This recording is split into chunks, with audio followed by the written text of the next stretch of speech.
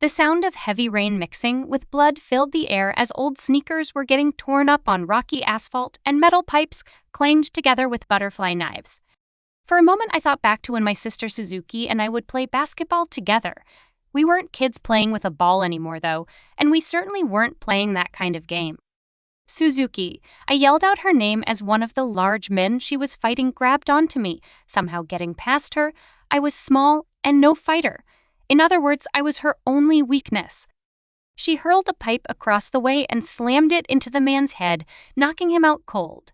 I was half his size, so it was no wonder I wasn't a good meat shield. Still, it was an impressive throw. With only her bare hands, she fought off all 8 of the other guys in the gang and left. Most were just hanging on to life by a thread. Somehow she always managed to do that to them without ever actually killing them. Well, there was one time that she killed someone. It worried me that we were getting attacked so close to home. I remember thinking that it felt like we were getting set up, or like something wasn't right, but I kept my thoughts to myself.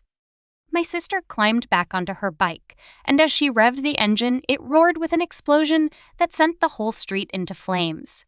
That was the last time I saw her. We had a closed casket funeral. 4 years later, and I was 16. After Suzuki died, I committed my brain to my studies and to strategy games, shutting myself off from everything. I was never any good at sports or gym class anyway. Somewhere along the way, I became a phenomenon, able to win tournaments and crush any opponent in any strategy game I played. Some people went on to say that I was the only reason global-scale strategy games ever even had a presence in the esports scene. It was fun, but it was just an escape. I think the only person that ever managed to recover from my sister's death was my mom.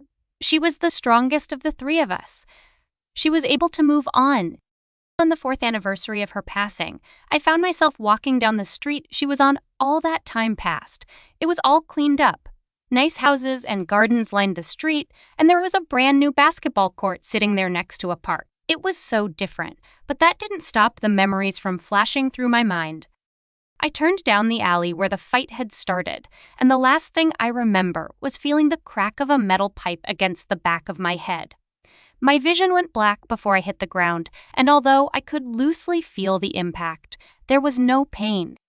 At first I thought I was just knocked out, but when I opened my eyes to see a grassy field and a bright, shining light, I knew it was over. Mom, I hope you can move on from this too. I don't remember anything from what happened next.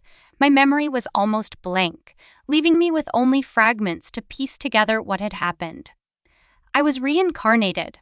Before I knew it, I was already approaching the age I was when I first died. The days went by slow, but the years seemed to pass without me even realizing it. Suddenly, I was 14 for the second time, but unlike my first life where I had everything I could ever want, in this new life I was given nothing. In my first life, I was called a prodigy, but in my new life, I was so disappointing my family hid my existence for 2 whole years. I ended up being born to a noble family that would sooner kill me than let it be discovered I was weak. This is the story of that life. My new life, the life of the girl they call Sia.